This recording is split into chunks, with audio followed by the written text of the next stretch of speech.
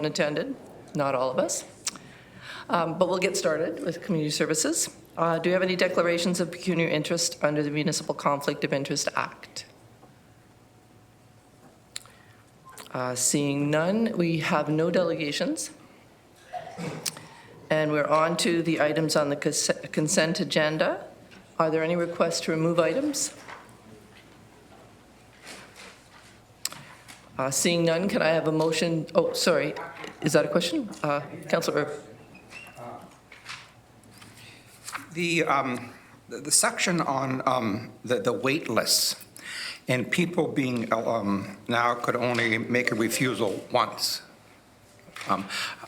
What kind of notification will people, or how will people know that now they can decline 3 times, but this time only once on this new procedure? Right, Mr. Pettigrew would like to Petitpierre would like to answer that. Thank you, and through you, Madam Chair. Notification is going to be a key part of this process.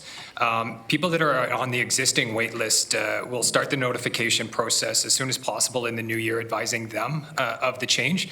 And any new applicants that are applying will be notified at that point that they will only be permitted 1 refusal of offer in the future.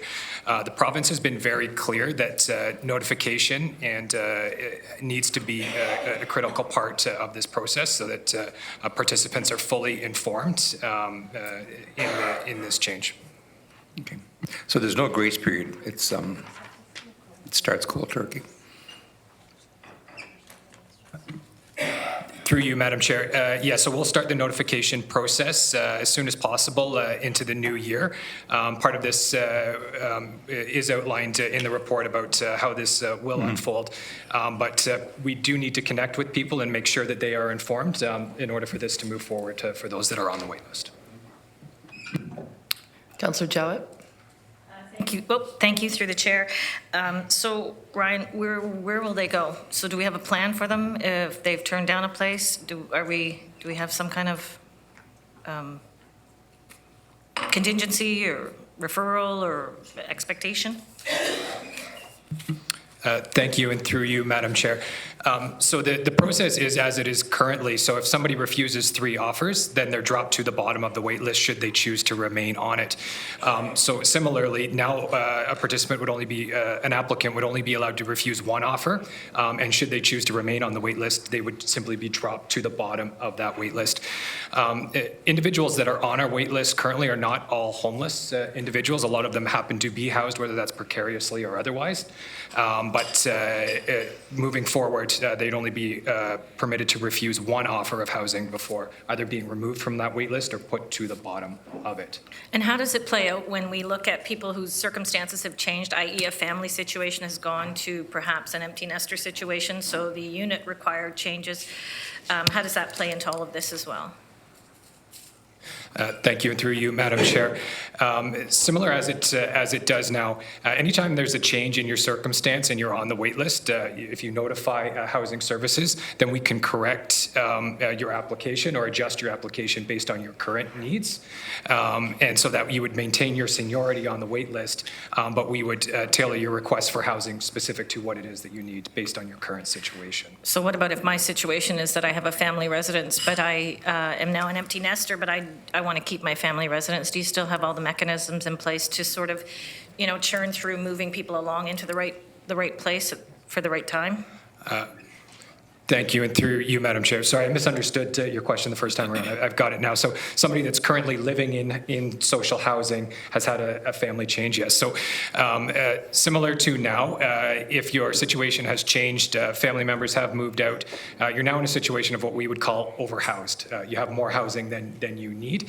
And in that situation, you would again need to make selections on housing that meets your needs. You have 1 calendar year before any of those would come into effect. And after that 1 calendar year, when the type of housing that you now best meets your need comes up, you would be offered that 1 unit. And should you choose to refuse that unit, you would lose your RGI subsidy, but you would maintain the housing should you choose to stay there. So I see strategically as that being a sort of gap in that we are, if we could move people along for what suits them a little quicker because of the number of homeless families that seem to be on the rise, right? So are we looking at anything to be able to mobilize some of our policies a little bit quicker? Thank you, and through you, Madam Chair. Moving people along the housing continuum, everything from homelessness to social housing, to affordable housing, to housing in the private market. We've put a focus on this year, ensuring that all of our programs are aimed at that movement. In this specific example that you're bringing forward, our abilities to evict somebody from housing should they choose not to be there, despite the fact that they can pay the rent, despite the fact that they're overhoused, are limited. All that we can do is remove their subsidy, should they still be able to afford that. We can't force them to move. We can offer programs and incentives to do that, though, to help incentivize them along that continuum. And that'll be the focus of some of our efforts over the coming year. Okay, thank you very much, Ryan. I appreciate it. Thank you. Thank you. And just for a point of clarification, and I think you understand this, people are not being offered units that they haven't already sort of pre-approved. We're not coming out of the blue and saying, here's one in Elmira when they want to live in Cambridge. Although, as Councillor Jowett has indicated, that can change between applying and receiving. Councillor Shantz. Thank you. So could you give me some examples of why people would refuse? You know, if they're on the wait list and if we've done a good job of sort of putting them on the right wait list, what would be some of the reasons they might refuse? Through you, Madam Chair. The reasons are varied. As was stated, the offers that are provided to people are based on their units that they selected at time of application. There is a considerable gap between time of application and offer of housing. Circumstances change, opinions change. People may have selected housing, not really understanding where it is or what it looked like. So in some cases, choices aren't always 100% informed. There are a variety of reasons. What this change is hoping to do is hoping to speed up that process and really help. Our work will be upfront in ensuring that choices at the application stage are as informed as possible, so that when that offer does happen, it's going to speed up the process of people accepting the units that they chose in the first place. And at that time, do you redo the application or make changes to the application if their situation has changed and their needs have changed so that it's a better fit next time? Through you, Madam Chair. Yes, so at any time during the application process, while somebody's on the waiting list, they can make changes to their application based on life changes or just preference changes. As we get closer to offer, that's when the real work starts. Are you sure about the units that you've selected? Do you realize where Elmira is if you're applying from Toronto? Things like that, for example. That's where we need to make sure that people are selecting where they will most appropriately reside in the future. So. Thank you. Councillor McGarry. Thank you. Through you, Madam Chair. A quick question just regarding the time process. Under the rules that are in existence today, if the first few people that are offered a particular unit refuse and you go on to the next, what is the expected time that unit's filled if you have to go through a number of applicants? Through you, Madam Chair, there's no expected time. The expectation is completely internally. We want to fill units as fast as possible for a number of reasons. One, we have a long wait list, so the longer that a unit is sitting empty while people are coming to look at it, maybe deciding to take it, maybe not deciding to take it, bringing a new applicant through, et cetera, is all time, and it's all time that people continue to sit on our wait list. And also on the other side of that equation, we're continuing to have vacancy and vacancy revenue loss at the same time. So from a number of factors, it makes a whole lot of sense for us to fill units as quickly as possible, and this legislative change will help with that process.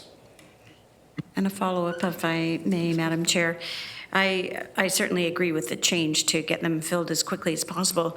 What's the usual time that unit may sit empty? Through you, Madam Chair, the time does vary. Jennifer, are you able to speak to more specifically turnover for units, please?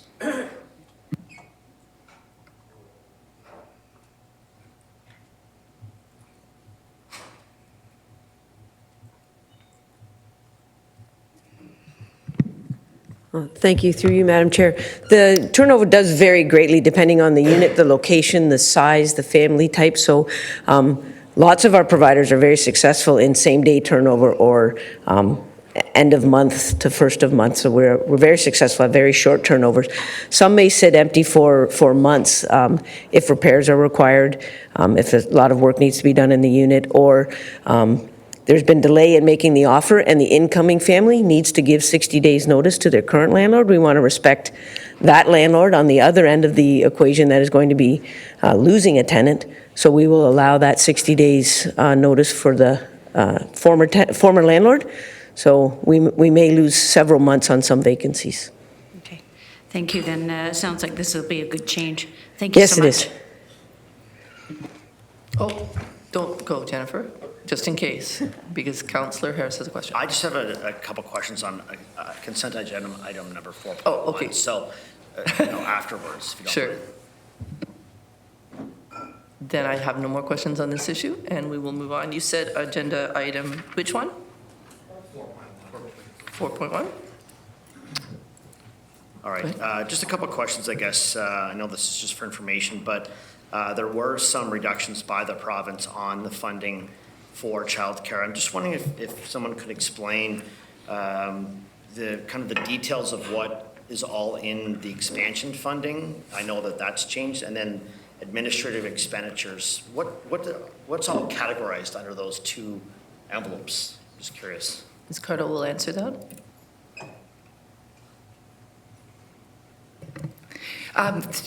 Through you, Madam Chair, could you clarify, you're asking about the report that's on consent? Childcare and early Okay. allocations and funding guidelines. And I'm sorry, could you repeat the question, please? Yeah, sure. So Thank you. there's some, the province has reduced funding in some of these certain areas. For instance, there's a shift to an 80% provincial, 20% municipal cost share on expansion funding. So my first question is, what all is included in the expansion funding? Like, what are the costs that hit that expansion funding? What is that? Through you, Madam Chair, expansion funding is a new envelope that was provided to municipalities over the last few years to support the increase in access and affordability of licensed childcare. And we use that funding to support the significant growth that occurred in this area. So the funding is used for operating funding to support licensed childcare in covering the costs that are not covered by parent fees. They're used to support special needs resourcing services so that all children can be included. And they pay for childcare subsidy for the families that access those spaces. Second question then, the changing of cost share on administrative expenditures from 50-50 to mostly one, it's now going to be 50-50 from 100%. What, as you had answered there in expansion, what makes up administrative expenditures? Do you mean what amount or what services? What services?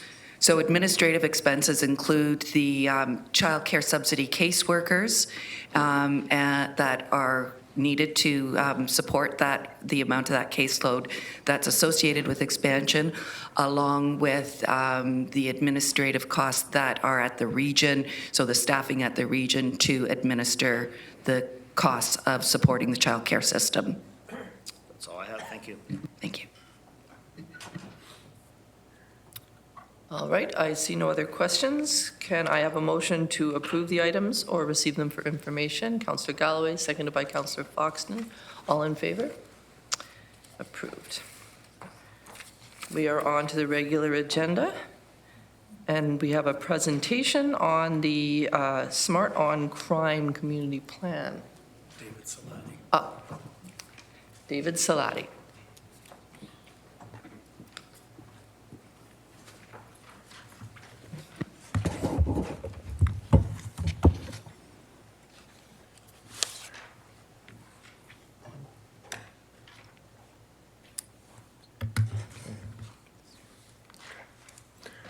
Good morning, Chair Clark, members of the council, dear staff, and members of the audience. Thanks for having us this morning. My name is Manuel Riemer, and I'm a professor of community psychology at Waterloo University. I had the great pleasure to work with a great team, Bianca Dreyer, Sue Weir, Merit Kurst, from the Center for Community Research, Learning and Action, to conduct a development evaluation of the 2015 to 2018 Smart on Crime Plan of the Waterloo Region Crime Prevention Council. Our team worked collaboratively with the staff of the Crime Prevention Council, specifically David Ziladi, who are right next to me, and Christiane Sadler. The evaluation had two main purposes, or main objectives. One was to determine the role and impact of the Crime Prevention Council in the community and identify opportunities to optimize their role and provide insight into regarding future directions. Crime prevention is a complex process. It's a complex phenomenon, and that involves a lot of different players. And the impact of one specific program cannot easily be determined in a traditional kind of causal attribution analysis. So our team recommended to conduct a contribution analysis instead. And what we mean by contribution can be seen here in this quote on the slide, which is from one of our interviews and is a response to the opioid crisis in this community. So there's many of these types of contribution that are being made by the council that we try to capture through this evaluation.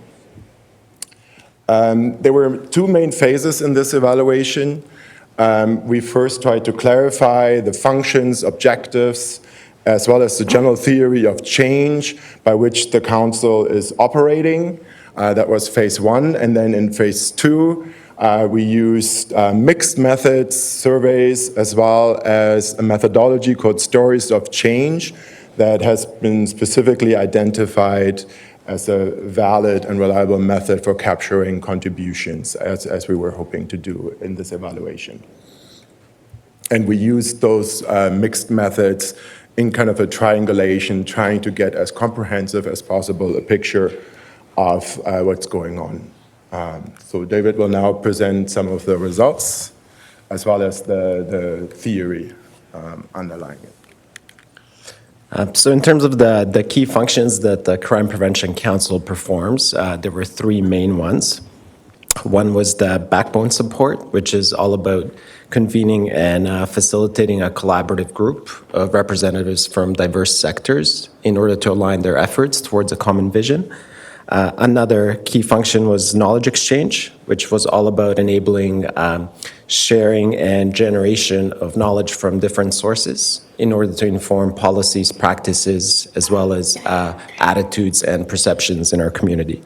The third key function was around community engagement, and this is all about mobilizing community capacity to take part in different opportunities that address issues of community safety and well-being. And kind of an add-on function that kind of is integrated across those three main ones is the idea of equity and giving voice to those on the margins. So we think of that one as one that's built all throughout. Relationship building turned out to be a key foundational piece of the work that Crime Prevention Council does. And because it is such a big part of the work that the Crime Prevention Council does, it's quite intensive. It's inherently intensive in nature. At the same time, it's the presence of those strong relationships that kind of promote trust and buy-in of the Crime Prevention Council partners, and in turn that helps when it comes to mobilizing them and helping the Crime Prevention Council have impact in the community. A key aspect that was also revealed by the evaluation was the Crime Prevention Council's arm's length position, or the fact that it's a somewhat independent and discrete entity in the community. And this is notable for a couple of reasons. One is that it provides this intersection or meeting point between the government and the systems on one side and the community on the other side. And this kind of helps facilitate the development of a shared vision among those different stakeholders. And the other reason is that it provides a safe space to have some of those honest conversations that are necessary when you're solving complex issues and challenges. A key role that's performed by the Crime Prevention Council is that of a catalyst. And this is important for enabling change processes as well as facilitating partnerships and incubating new initiatives. I'm going to tell you a little bit more about what this role looks like. So typically what we see in the community is that there's a bit of a lack of fit when it comes to the systems and the community. And looking at this visual you have in front of you, it's illustrated with the puzzle pieces not fitting together. So there's a need for some kind of an intermediary to come into place to bridge this gap. And that's where we kind of have that piece on the bottom, which represents the Crime Prevention Council piece coming in. And it serves really as a platform to simultaneously engage both the systems and the community. So we have our work on community engagement, doing the fit on one side, and we have the network called Friends of Crime Prevention, which gives us a way into the community and has a number of connections to various community members. And then on the other side, we have the backbone support function, which kind of ties the council to its members, which represent various sectors and systems. And then once we have that simultaneous engagement, there's an interaction between the community and between the systems representatives, and that exchange helps to inform the two different sides. And one thing that I should mention here is that this intermediary role is really enabled by that presence of strong relationships and trust and reputation in the community. And what we ultimately get is the change, and you can kind of see that with the adaptation there, where the triangle piece is. And this is meant to reflect kind of that now we have informed policies and services in place. And I can give you a statistic here that says 89% of the council's survey respondents agreed that knowledge shared through the Crime Prevention Council contributes to systems being more responsive to community needs, preferences, and priorities. A major theme that came out of the evaluation was Crime Prevention Council's focus on upstream approaches. And this emerged from council discussions. It was also evident in the work of the various working groups that are associated with the Crime Prevention Council, as well as in the work and communications of staff. And this refers to addressing problems at their source, kind of looking at the underlying conditions, and taking a long-term and a broad perspective when trying to solve an issue. And that logo that you see where the word upstream is just a reference to the campaign on upstream approaches that was launched by the Crime Prevention Council last year. The two quotes that are up on the screen just reflects a couple of key elements of the upstream approaches. One has to do with the notion that this is a gradual shift. It's almost kind of like a culture shift. And one way of going about that is through the change in language that's being used. And then the other one where it talks about kind of equity being a central element of working upstream and shifting upstream. In terms of kind of the impact, when looking at the functions, and this is just a selection of some of the impacts, I'm not going to go into too much detail here. Under the backbone support function, one of the key contributions the council makes in the community is by being a catalyst for collaboration and the alignment of system-level actions.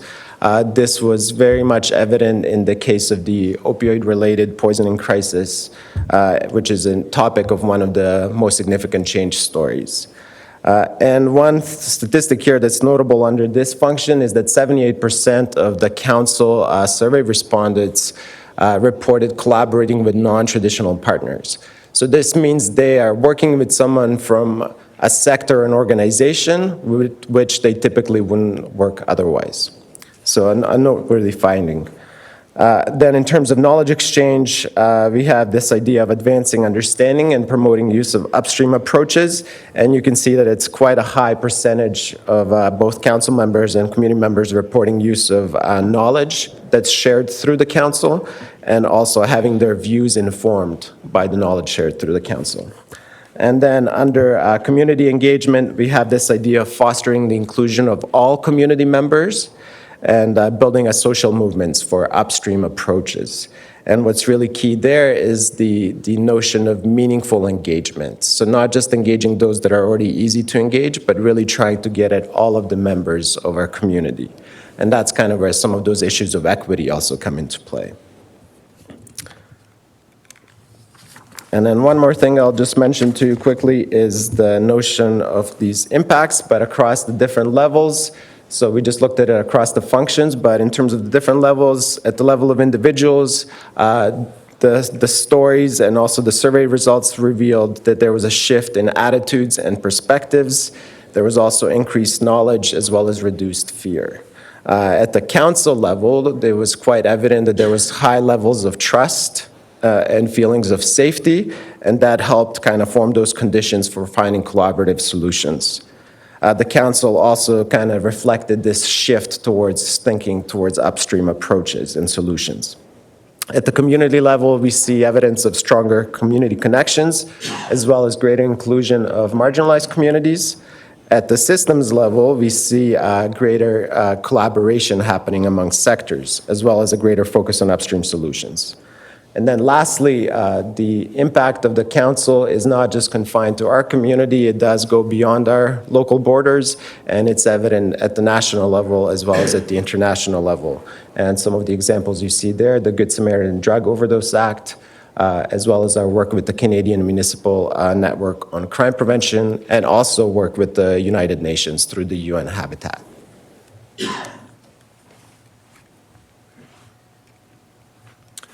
So overall, we heard very positive things about the work of the Crime Prevention Council, but there are also some challenges that were identified. And one big one that we heard across multiple levels and multiple sources of data was this challenge of responding to immediate crises. And a lot of people commented very positively on that in the role of the Crime Prevention Council, but try to balance that with the long-term upstream vision of the council, and that's an important function they play in this community.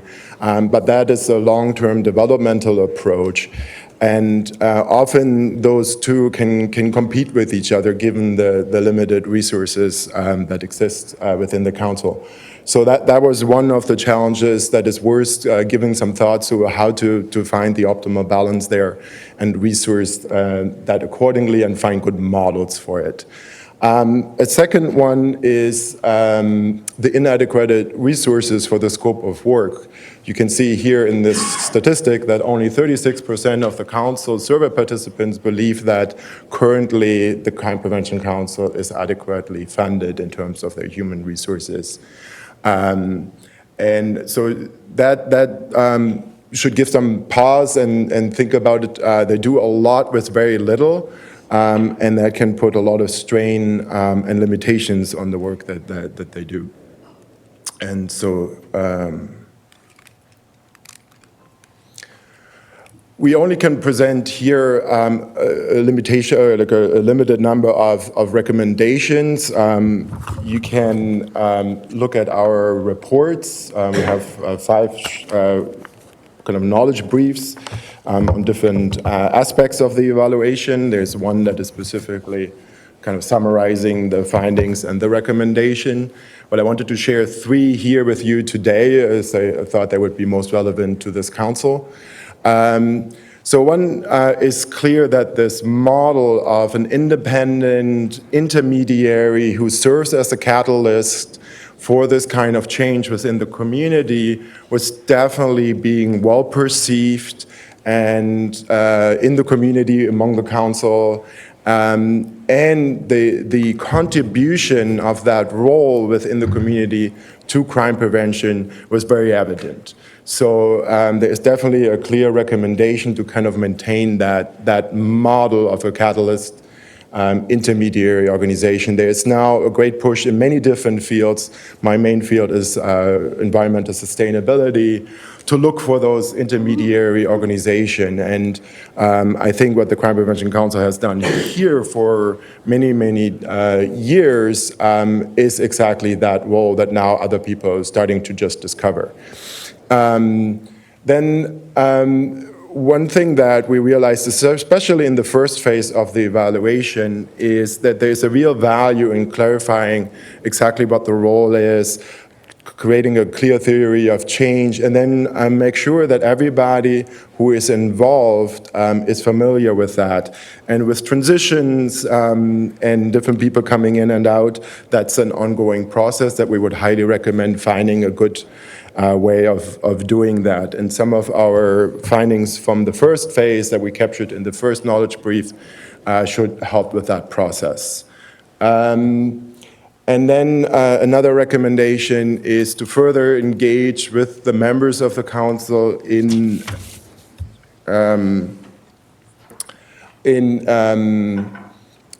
bringing them in, and because there is such an important nexus between the staff of the core staff of the kind of backbone organization and the different sectors that they represent.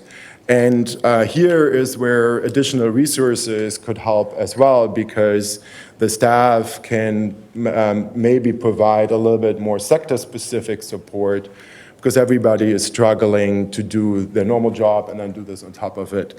So that would be another recommendation to see how we can further support, or how the council can further support the members of the sectors, and how the members of the sectors can further influence their respective sectors. The other one is a clear focus on the upstream approach. This is something that the council has been working on for years. It seems to be resonating. We heard a lot, about this approach and how people appreciate it. And so to kind of continue that as an ongoing long-term vision is also something that we recommend. And finally, as I already alluded to it, to consider increasing financial and staff resources to further support their role and deal with some of those issues of this balancing role of responding well to crises like the opioid crisis, as well as keeping that long-term vision towards upstream and crime prevention as developmental change.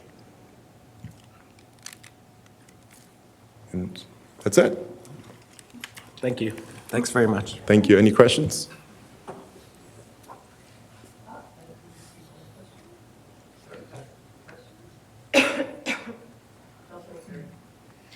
Thank you very much for your presentation, and I've had the opportunity to intersect with the Waterloo Region Crime Prevention Council for many years now, either as a community rep on the council or through the professional roles that I've had in this community, both as a critical care nurse, home care nurse, as well as an elected official. And I understand that it's the Crime Prevention Council that really started to ring the alarm bells when the opioid crisis started to roll over our communities in a few years ago. And in fact, some of the groundbreaking work that this particular council has done has helped inform some of the provincial response to the opioid crisis at the provincial level. So my question is, now that I'm the mayor of a city that is really impacted by those that are suffering from mental health and addictions, would increased resources at the Crime Prevention Council assist perhaps in more resources from the council's perspective to provide to some of the communities that are looking for some of the resources? And I'll give you a specific example. A couple of years ago in Cambridge, there were a lot of community-led opportunities for people to come out and sort of learn about what was going on and how they could sort of assist in responding to the opioid crisis, whether it's increased resources for housing or increased resources for shelter or community meal-led programs. Would an increased resource in Crime Prevention Council then assist those at the council to provide more resources for communities? So one thing that we saw was that the resources that were used within the council leveraged additional resources within the community. So the estimate was about 3.2 equivalent full-time equivalent of work from the community. So the resources that are spent towards the council seem to leverage additional resources within the community. So I don't know I hope that answers your question, but maybe David, you want to add to that? My take on it would be that one kind of line of messaging the council has had since my time there is that we're not necessarily providing direct service to the community, but it's really that role of an intermediary and a catalyst in the community. So I could see one way that the additional resources would work is that they would enable us to make those connections in the community so that individuals that are in need, they could be better connected and put in touch. We could provide that platform for the services and the supports to come together with those individuals that have currently needs. So I would say we would continue to play that intermediary and a catalyst role in the community, not so much in the way of providing direct service, but in terms of fostering those connections and building those connections in the community. I hope that kind of addresses your question. A follow-up question, Madam Chair, if I may. So, for instance, the City of Cambridge is looking very closely at upstream prevention in trying to implement some sort of youth programming, perhaps based on the Icelandic model that I know the Crime Prevention Council has sort of advocated using in the community. So, what you're saying is that if there's adequate resources within the council that could provide potentially sort of a source of information for communities then to try and implement that model? Yeah, I can kind of see it as dovetailing on some of the work in the youth engagement strategy of the Crime Prevention Council. One key element of that would be to form a reference group made up of youth. And having a reference group made up of youth that have lived experience would be quite valuable to the community because they could come in and provide input to any kind of initiative such as the one you just described, and the council, Crime Prevention Council, could play that intermediary role of helping to connect the youth reference group along with any initiatives that are popping up in the community. And the council, as you mentioned, could also provide more direct input in terms of knowledge resources and kind of building that capacity of how you go about implementing an initiative, such as the Iceland prevention model. Okay, thank you very much. You're welcome. Thank you for the question. Another question from Councillor Galloway. Thank you, Madam Chair. It's not really a question, it's more a comment. I'm really pleased to see this report here today. Sometimes it's difficult to measure the effects, the value of social development advocacy. And what we have here today is really a great opportunity to see how effective that can be and the impact that it's having in our community, particularly with all the various agencies that are part of the collaborative and how well that is working. There's lots of good work that comes out of the Crime Prevention Council, and Councillor McGarry was touching on one of those with the integrated drug strategy and the 98 recommendations, and the harm reduction recommendation that came from that particular strategy really did allow the community to have a lot of that discussion even before CTSs were being proposed. And so a lot of the groundwork was laid within the community in some respects on that discussion, and that is to the credit of the Crime Prevention Council. We spend a lot of money, of course, on our police budget, as we all know, And for the small amount of money that we do spend on the Crime Prevention Council, it's a really good investment. We intuitively know that for every dollar we spend on social development, there's a $7 savings somewhere down the road in the education system, the healthcare system, the criminal justice system. And so the work of the Crime Prevention Council does pay big dividends, even economically, although sometimes it's difficult to measure. But today's report does give us a great indication of some of the benefits of the Crime Prevention Council at the community level. So I thank staff for putting the time and effort into this report. I think it's really instructive to council in terms of the value of the Crime Prevention Council in our community. Thank you. Thank you very much for the comment. Chair Redmond. Thank you, Madam Chair. Thank you very much for a really informative, validating report of what the Crime Prevention Council was doing for a long time. I know this was probably a little bit outside of your scope, but Councillor Galloway actually provided a really great segue, and that's the fact that police services are now charged with having community wellness committees, and I'm wondering if you turned your thoughts to that or looked at how that might overlap or fit into the mandate and the activities of the Crime Prevention Council as it now exists or as it might exist on a go-forward basis. I'll give it a go, and Michael, feel free to chime in as well. Just have some limited experience with what the community safety and wellbeing plans look like. From what I've seen, there's quite a bit of a focus on risk factors and kind of risk determinants with respect to safety and crime.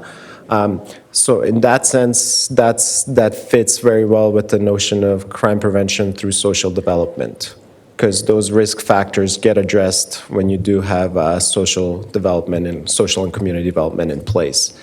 From that perspective, I would say the council is well positioned to look at the plan and see what's missing and what's being done. I would say that the work of the Crime Prevention Council actually goes beyond what's in the community safety and well-being plans, because this whole push towards going upstream doesn't just stop where the risk factors are. It actually pushes us towards more structural issues and structural barriers in our community. And if you can address those, all of those risk factors all of a sudden will start to address themselves. So from both perspectives, in terms of looking at the risk factors specifically, which fits with the idea of crime prevention through social development, and also more recently through this push of going upstream and not just stopping at the social determinants of health, but also looking at the structural barriers and inequities in the community, I think the council is fairly well positioned to address what's needed based on what's in the Act. Thank you. You're welcome. Thank you for the question. Michael, did you want to add anything?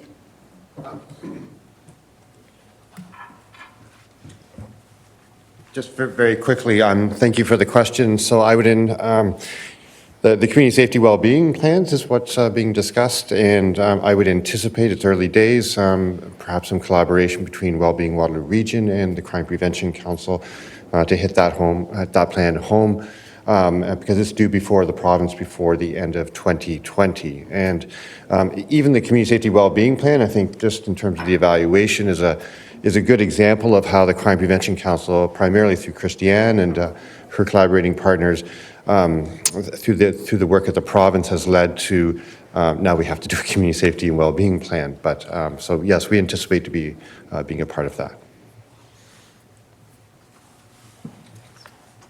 Thank you. I see no other questions. Just to Councillor McGarry's point about the Crime Prevention Council sort of first raising the opioid issue, certainly it became, I became really aware of this, of its significance through Michael, and he was a source of information for me about this long before we started talking about it at this table. So thank you. Thank you. Thank you very much. All right, item 5.2, we have another presentation on responding to the changing demographics of Sunnyside home, and Ms. Lacey will introduce this. Through you, Madam Chair, I'm very pleased to have our team here today, and I'm just going to introduce them. We have Julie Wheeler on the left. She is our administrator of Sunnyside Home. Kelly Buxton as our social planning associate on the right. And behind her, we have Lindsay Marinovich, who is our fundraising and events coordinator. The presentation they're going to give you today is supporting the report responding to the changing demographics of Sunnyside Home residents. And the report highlights some of the increasing complex needs of our residents at Sunnyside Home and how we are hoping to respond to them through Butterfly Home certification.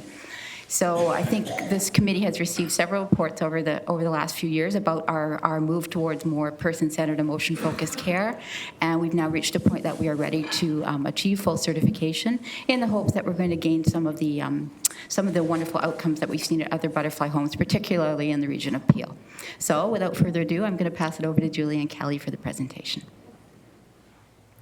Good morning, Chair Clark and members of the Community Services Committee. Thank you for the opportunity to present this morning. As you are likely already aware, the Senior Services Division offers a wide range of programs and services. Today's presentation will be focused on the long-term care services offered by Sunnyside Home.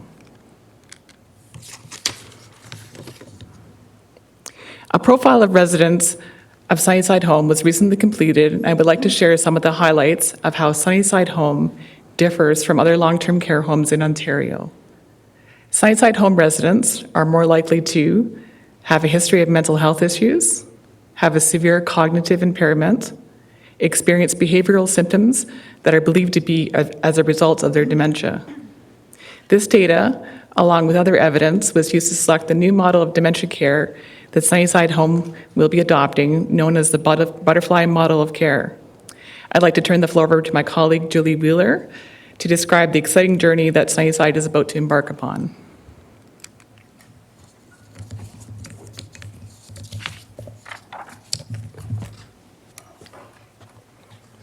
Thank you, Kelly. Good morning. So we're very excited that starting in January, we will embark on a one-year journey to become a certified Butterfly care home. The Butterfly model of care, as Connie mentioned, is a person-centered and emotion-focused approach to caring for persons who are living with a dementia. Person-centered care is a philosophy or an approach that's built around understanding who the individual is and delivering services and programs in a way that reflect those unique needs. Being person-centered means respecting and valuing each person as a member of our community, providing spaces and places for care that reflect their needs, and understanding the perspective of that person in all of our activities. It means providing opportunities for each person to be a contributing and socially engaged member of our community. So why the Butterfly model of care? A Butterfly home does more than meeting people's clinical needs. It focuses on connecting with individuals on an emotional level. When we consider what it's like for a person who's living with a dementia and its impact on their logic and memory, approaching someone on an emotional level can be a powerful way to connect with people in a meaningful way that recognizes their humanity. When we are able to meet people's emotional and physical needs, we can deliver better outcomes both for the person who lives in our home as well as for the staff that work there.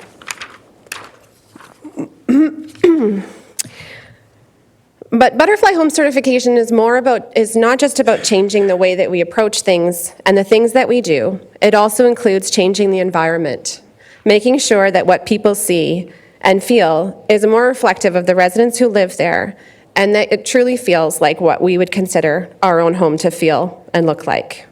Color, textures, and objects are used to reach individuals who are living with a dementia at the emotional rather than cognitive level. And staff are enabled to go beyond just looking at people's physical needs, but they are empowered to engage residents at every opportunity.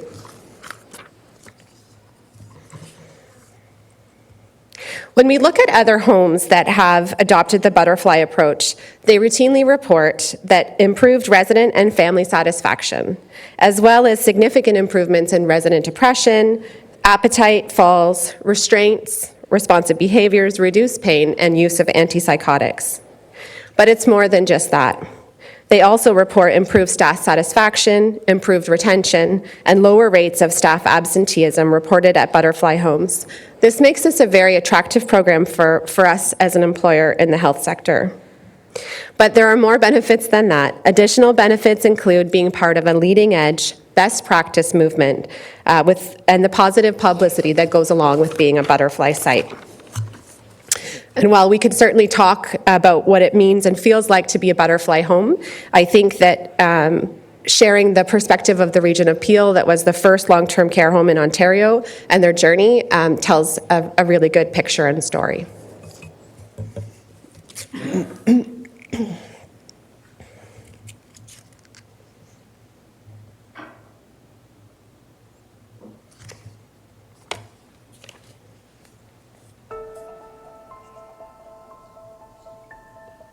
Kelly, it's not up.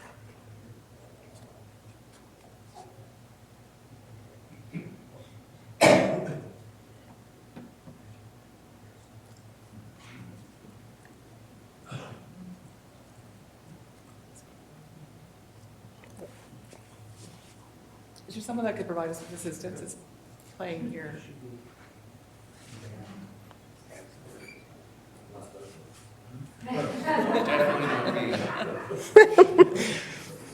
I've had this exact moment presenting to council before with a video.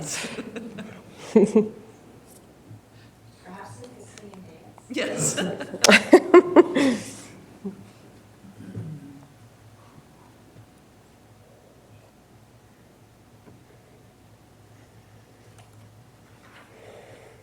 Thank you so much. When I first came, it was the setting that I'm accustomed to seeing in long-term care. People sitting in boredom in front of a television with very little interaction between staff and people who live here. My aunt was very vicious with the staff and patients in there. She would attack them. Why she was lost, to the point where she constantly reminded me, I have no home.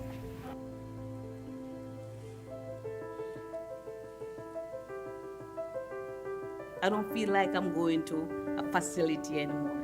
It just feel like a home. This program, you know that they are not dead inside. There's something inside of them. Butterfly program, just pop. I have more freedom to hug and to kiss, and I love it. But I see a miracle at work every day.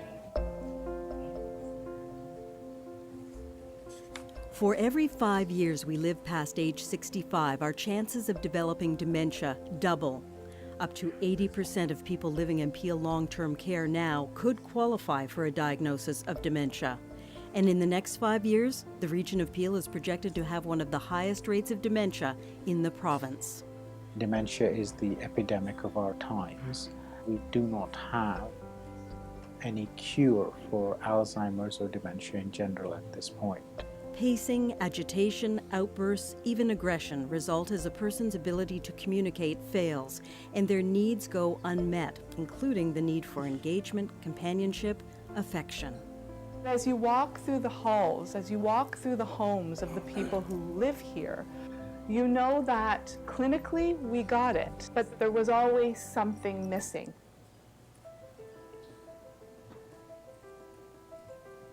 In March of 2017, the Region of Peel partnered with Dementia Care Matters from the UK for the first Ontario pilot of the Butterfly Household Model of Care.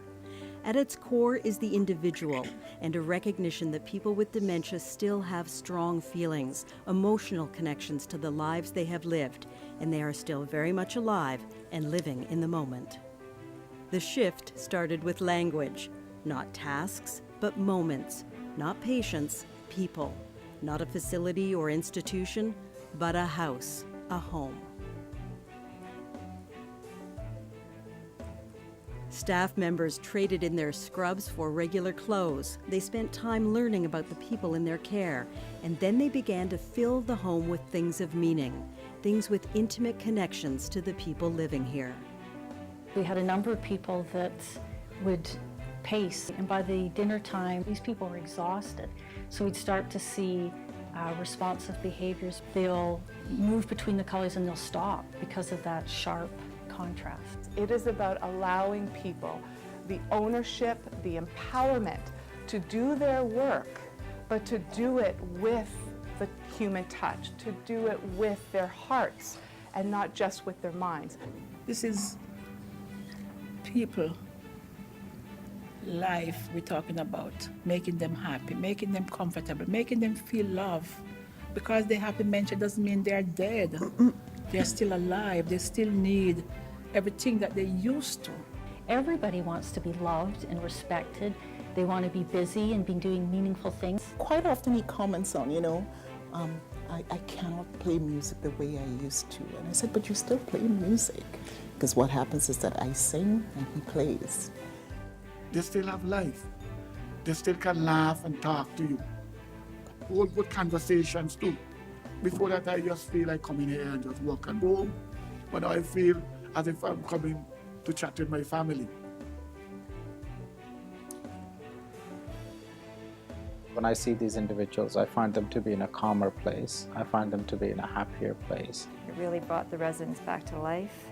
It brought the staff back to life. What we are establishing is a place that they want to come to work.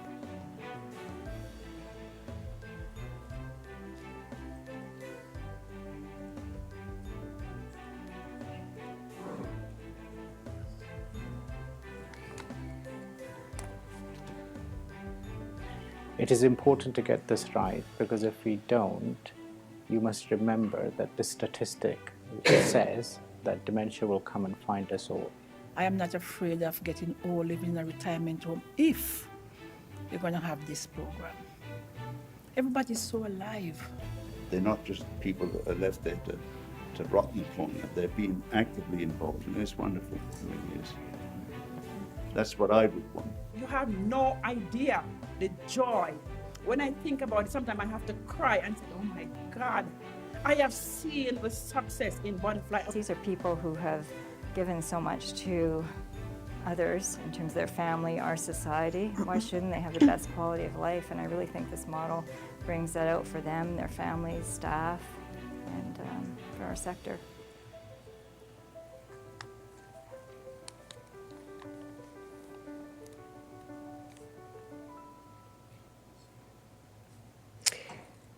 And with that, I'll pass it back to Connie Lacey, our director. Thank you, Julie. So after that, I know we get a little bit tearful. I'll wait for that to start. And I just wanted to let this committee member, all committee members know, and council as a whole, that we will be having a launch event at Sunnyside Home on Wednesday, January the 15th from 9:30 to 11:30. The formal invitations will be going out in the next week or two, but we certainly hope that many of you will join us, because it's a very exciting journey and we're very pleased to be on it. Thank you. I have a number of questions, starting with Councillor Galloway. Thank you, Madam Chair. Well, this is a great initiative, and I commend staff for pursuing it, and certainly will try to be at the launch event. But what I wanted to ask is maybe just a little different in that since the advent of the LINs and the CCAC and the admission processes to long care facilities, the narrative, at least that we've been receiving, is that the acuity level should be distributed evenly amongst all long-term care facilities.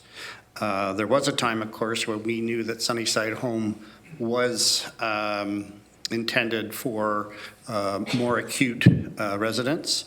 But the narrative for the last many years since the advent of the CCAC. So I was a little surprised to see, at least on the behavioral symptoms, how we are higher than the general population of other long-term care facilities.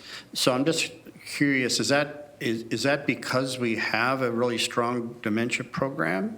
We have the daycare, obviously, program, as well as the residential program. And is that the reason, particularly, that we see a difference between ourselves and all other long-term or the general population? Through you, Madam Chair. It's a very good question, and there isn't a really clear answer, but there are a number of things to look at. So we do have a very large dementia care home area. We have large and what we call secure home areas, so they're for people who have advanced dementia who are at risk of wandering or getting lost. So that attracts people with more advanced stages of dementia because we do have that larger space. We have more applicants coming to a secure home area. Many other homes in our Lynn area don't have that large a secure area or don't have a secure area at all. The other thing, too, is that our reputation is very strong, and we find that we accept a much larger rate of people coming in crisis than the average long-term care home. So I believe, and Julie could correct me if I'm wrong, I believe that our crisis rate fluctuates somewhere between 85 and 95%, which means that people are coming in because they have already exhausted all of the home care, all of the familial supports, their medical needs are very complex. So we're getting people at later stages with more complexity coming in because of that crisis list. And the reason we have such a high crisis list is because we have a high reputation. So when people are in crisis, we're often at the top of this list. So is that to say, Connie, then that other facilities are not expected to provide that level of care, or the numbers of residents on that level of care, the private sector homes? I can't fully speak to what is the admission process for other homes, but what I can tell you is that because we have the largest secure area, we don't have the ability to decline people who are at risk of leaving the facility, whereas homes that don't have that large secure area or don't have a secure area at all, they have a grounds for declining. So oftentimes homes will decline people that they don't feel they have the capacity to support, either clinically or physically in the building, and we have a greater capacity. And the other question I have, I mean, this is a great program. I don't want you to think that I'm opposed to it at all. We need to go forward with it. But just looking at some of the practicalities, so does the province recognize in their acuity funding schedule, or however whatever we call that, there's a acronym for it, these kinds of symptoms? Do they recognize these kind of symptoms? You mean as they do, certainly if you're looking at RI data, which is how we're funded, behavioral symptoms are not recognized as strongly as some of the other clinical symptoms. So that is something that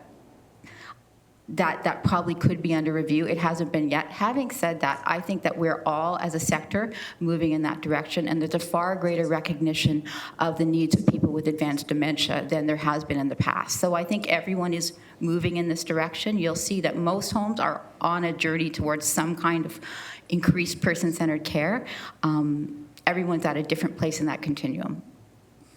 So what you're saying is that the acuity system is based more on physical impairments or needs as opposed to mental needs, mental health needs. Julie, would you like to add something to that? I agree with what Connie said. So the data that we capture that determines our funding does not entirely capture the acuity level for residents who may have responsive behaviors. And so I think that could be under review in the future. It's not at this point, but I would agree with what Connie said, that currently the data more heavily relies on people's physical capacity than their mental capacity. Okay, thank you. Councillor Jaworski. Thank you, through the chair. I realize this is just for information. Just want to say thank you. My mom had Alzheimer's, and she was in a home in Ottawa. And one of the key things that really made a difference in her life, she was always stealing the broom from the cleaners. So eventually the staff went out, got a broom just for my mom, put it in the corner, and boy, that place was kept spotless because she loved sweeping and folding laundry and that, and just so making it was back to her home again because she had the tools of her home, which was the kitchen utensils, clothes, the broom, and the laundry basket. And I just know that made a huge difference in her enjoyment of life. Some days it was me, some days it was my older brother, some days it was my dad. But, she had a good time, and that was really because they created the home-style environment. And I realize you're having the open house in mid-January, but just a shout-out to everyone. You'll also be getting an invitation from me because of my annual Alzheimer's Coffee with the Mayor on Friday, January 24th. So if anybody can come, they can come, and if you can't, send money. So it all goes to Alzheimer's of Waterloo, Wellington. Thank you. Councillor Shantz. Thank you for the report. I was speaking with a long-term care operator, it's probably a couple years ago now, and he said to me that the acuity everywhere is getting much greater for long-term care, and his comment was that long-term care is filling what palliative did in the past. So he said very seldom do they have someone that's in there more than a year. Is that your experience as well? Through you, Madam Chair, yes. I would say that as the province has supported an aging at home philosophy, more people are aging in their community or in the place of their choice. And with that, we see more people moving to long-term care at a later stage of their life. That shortens their length of stay with us, but across all long-term care homes, we do see an increasing level of need for residents as a result of some of these changes in the community. I think, as you heard earlier, that Sunnyside Home has higher levels of residents that may have severe cognitive impairments or responsive behaviors, and that's likely reflective of the fact that we have a large, secure home area and the volume of people waiting to come to our home. But even in homes with a smaller wait list, they see increasing levels of care as well. Yeah, I would suggest that the waiting list is across the board. I know my mother-in-law just went to Parkwood in the last spring, and so the wait list is quite long from what I understand. Thank you for the report. I think it's a great program, and I hope that there are other local homes that will consider this kind of approach as well. Yes, too. Chair Redmond.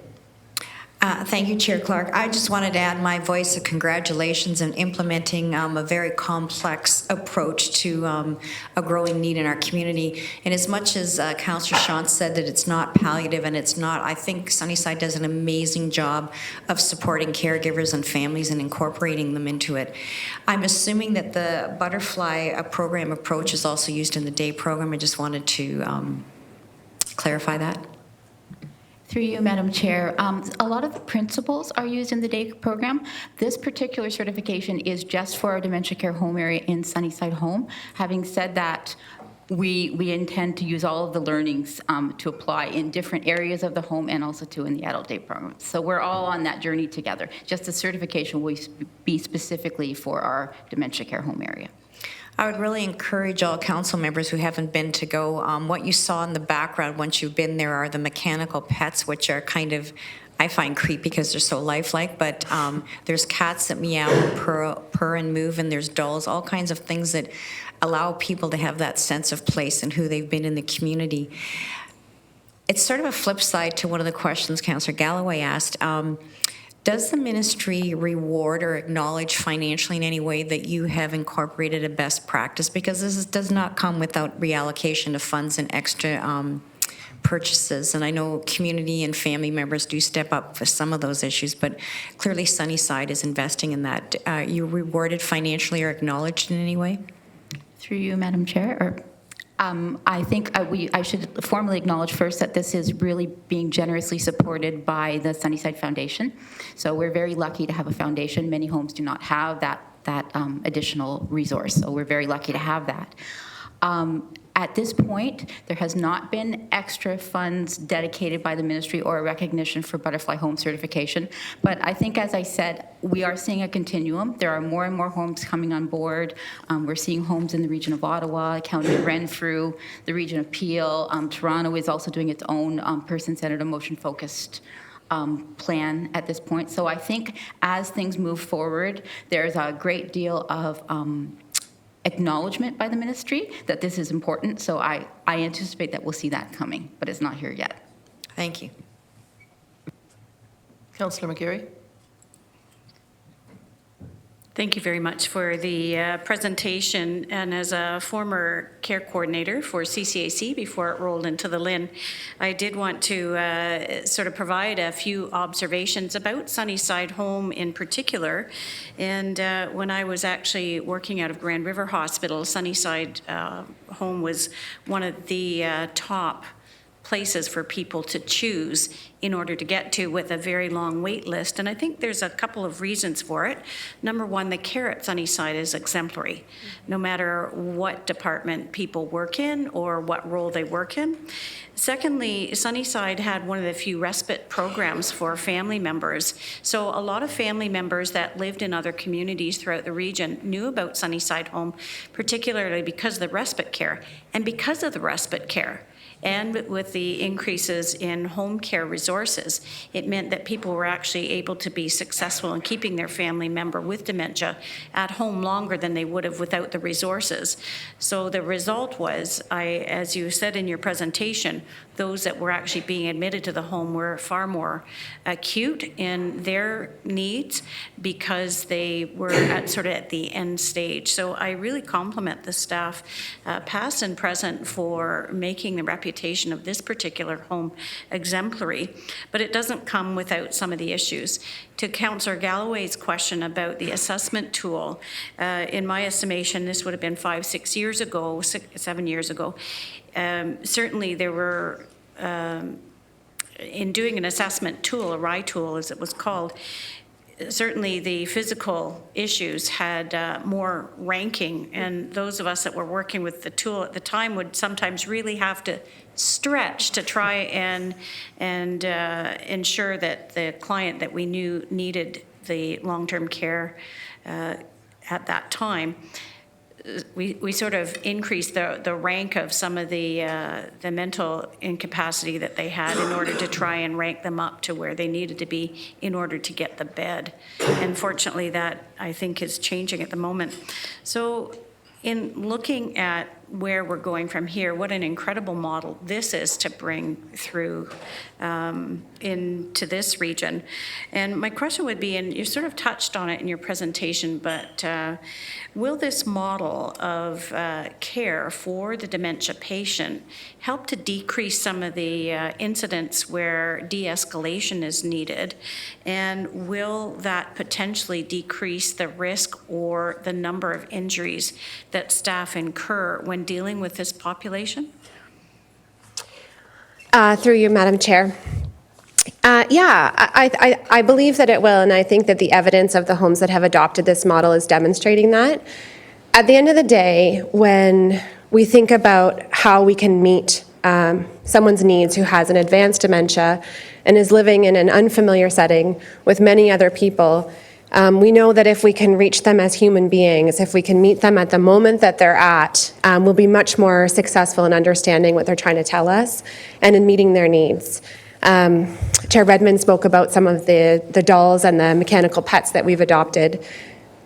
I think that was a small indication to us of what the potential of this model could be.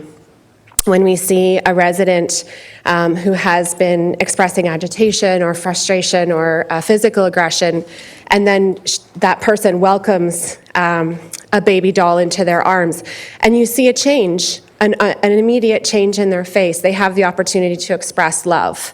And for all of us, perhaps what makes us most human is our capacity and our desire to be loved and give love to others, and to feel like we have a purpose and a cause to our everyday.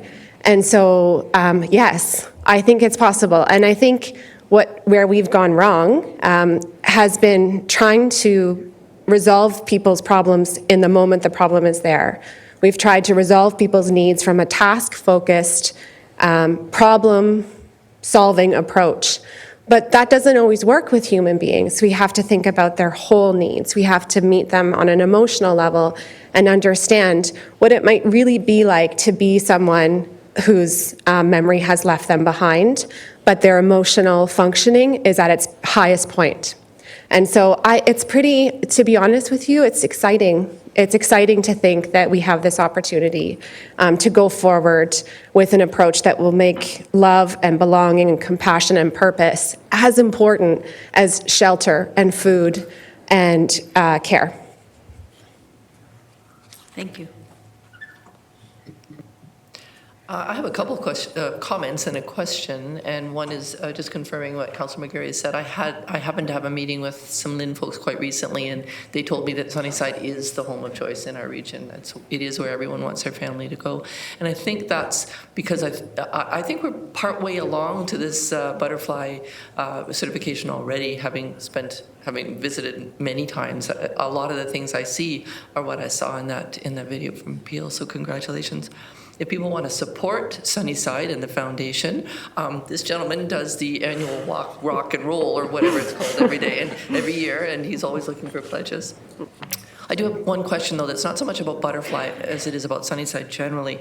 I happen to see that there's very recently, maybe yesterday, been a bill presented that has to do with keeping spouses together when they move on into facilities like this. I haven't read it yet. I haven't had a chance to look into it. I think I just saw it this morning. But what do we do, and what can we do to accommodate couples so that people aren't being separated from their long-term partners? Yes, I also saw that. I think it's called the Till Death Do Us Part. So to be honest with you, it's very challenging. We have successfully been able to reunite many couples at Sunnyside Home, which has been a very fulfilling thing, but we're also aware that there are many others who are still waiting. The province has made some changes along the way to allow for spousal reunification to happen, but there are limits to that, and it's not meeting the full need. So I too read that with great interest, because I think seeing couples separated at that time of their lives is tragic and very difficult for many families. Okay. Yeah. Thank you.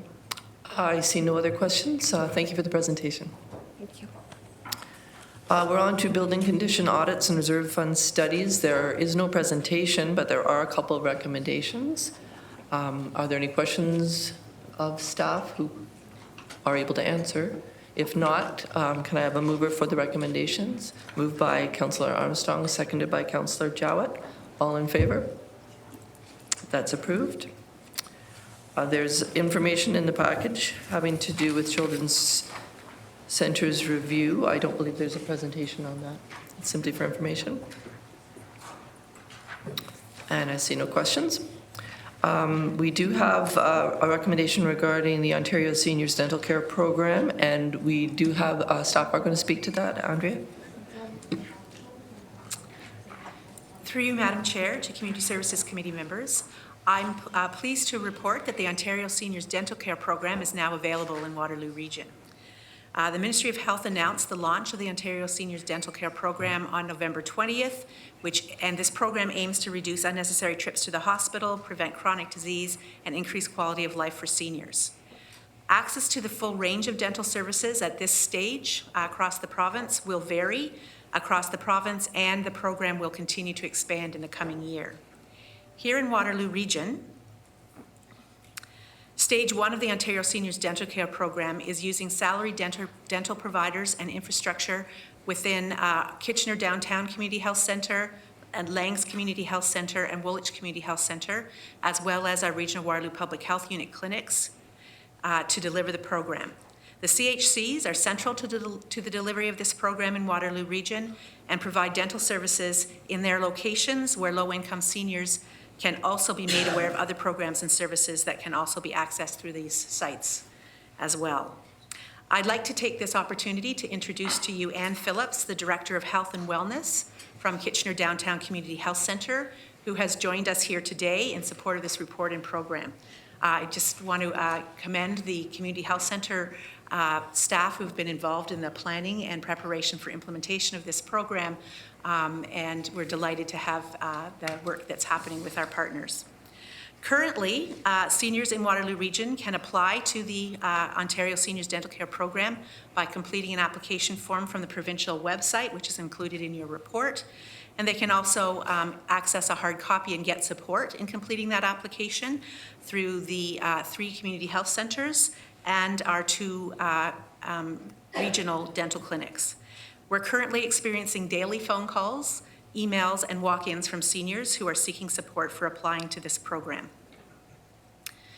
Dental services for eligible seniors in Phase 1 will be available at Kitchener Downtown Community Health Centre and Langs Community Health Centre for seniors once they have received their dental cards through the mail and the provincial application process body, which is CERTA, which is the provincial body for this process.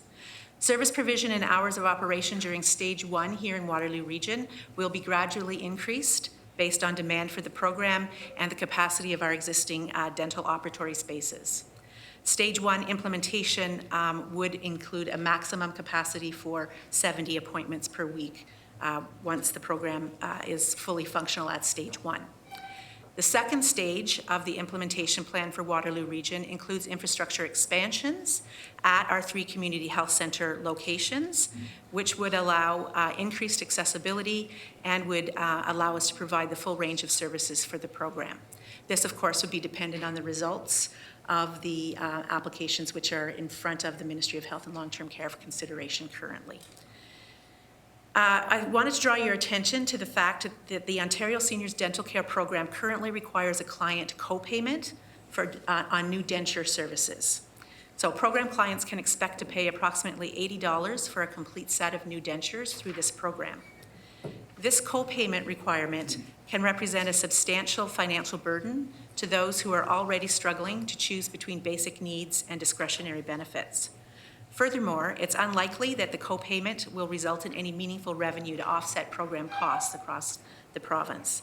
Therefore, staff recommend that Regional Council send a letter to the Ministry of Health to request they remove the denture co-payment to improve access to dental services for low-income seniors, and we would not be alone in this. There are other public health units across the province who are also making this request to the board, to the Ministry of Health for consideration.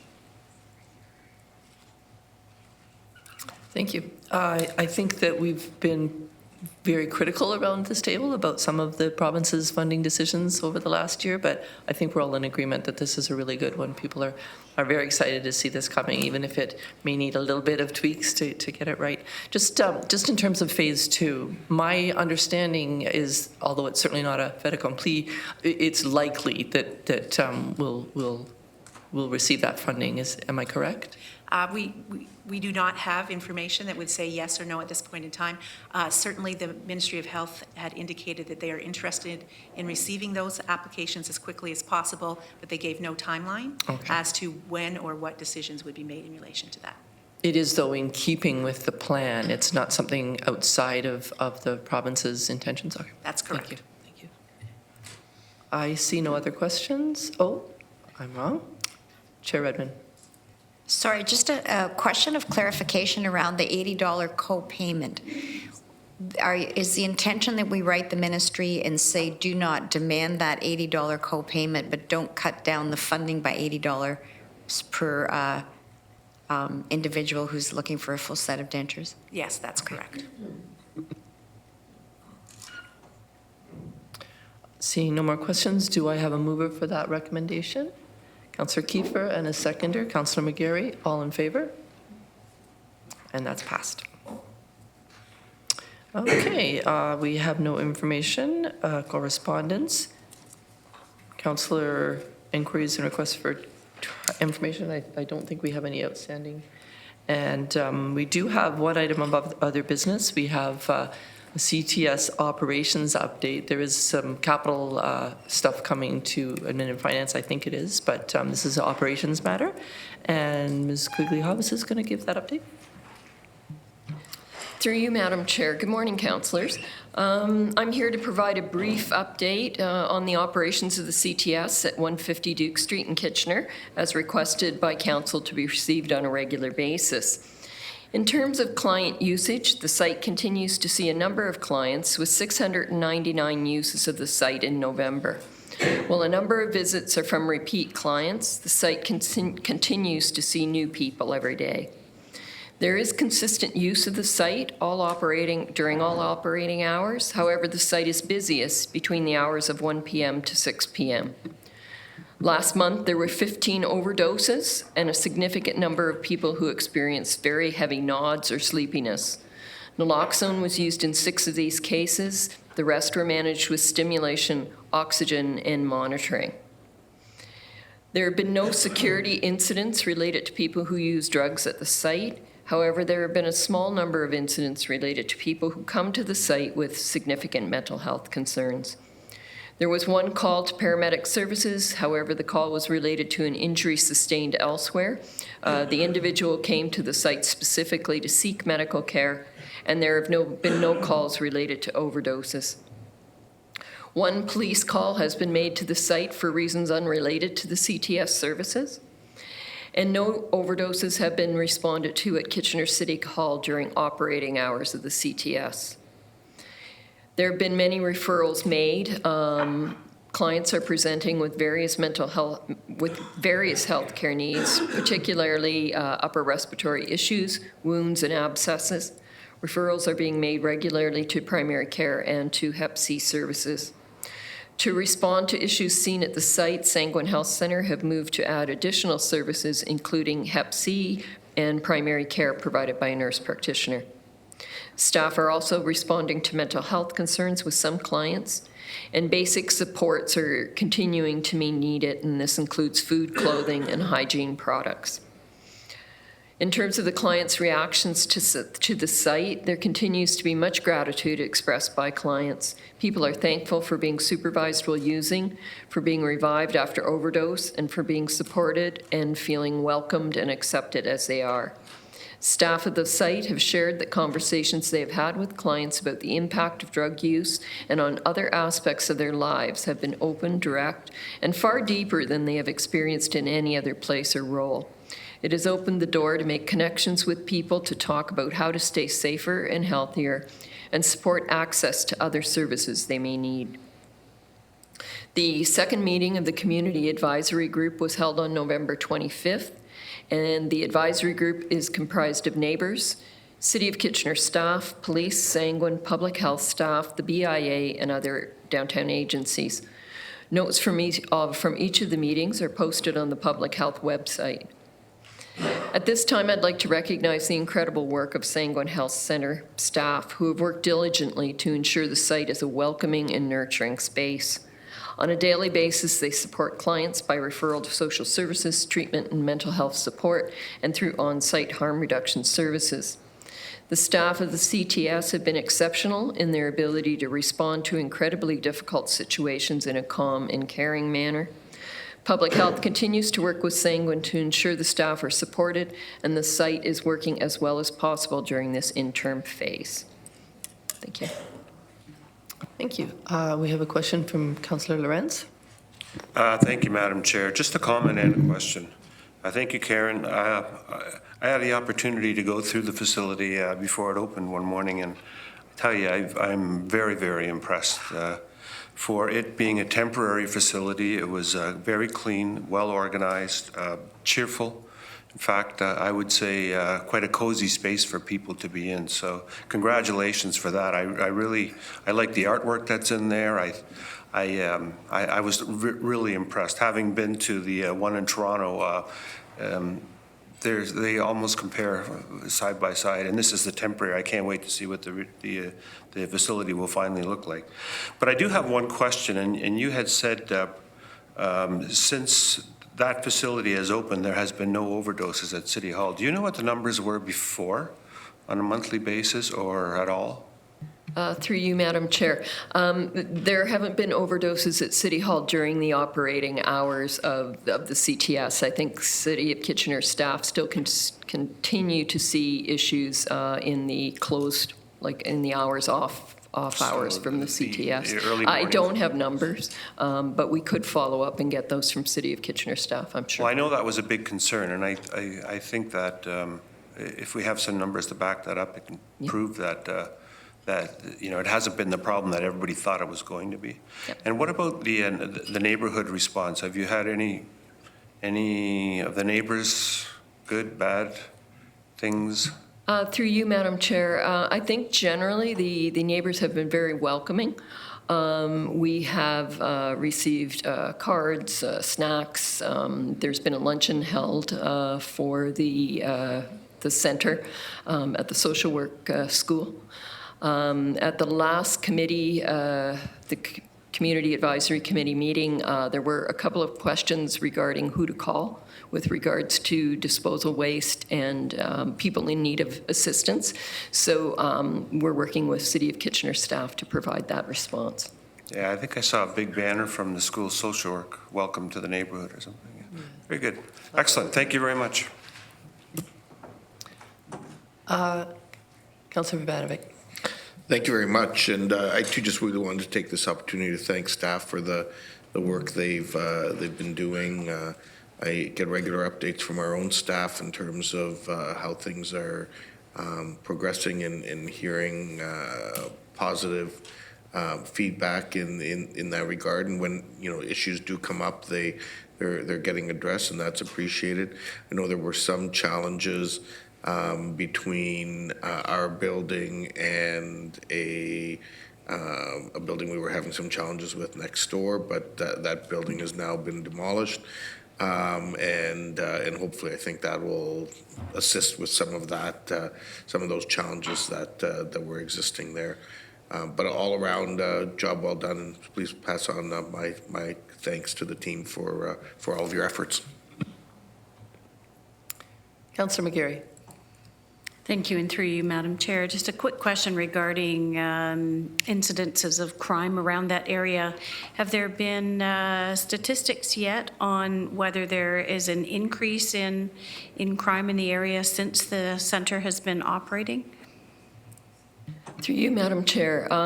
Specifically, we haven't experienced any change. It's my understanding that police haven't experienced any change in terms of their call volume around the site previous to the opening. Thank you. I see no more questions. Very good news. Thank you for that.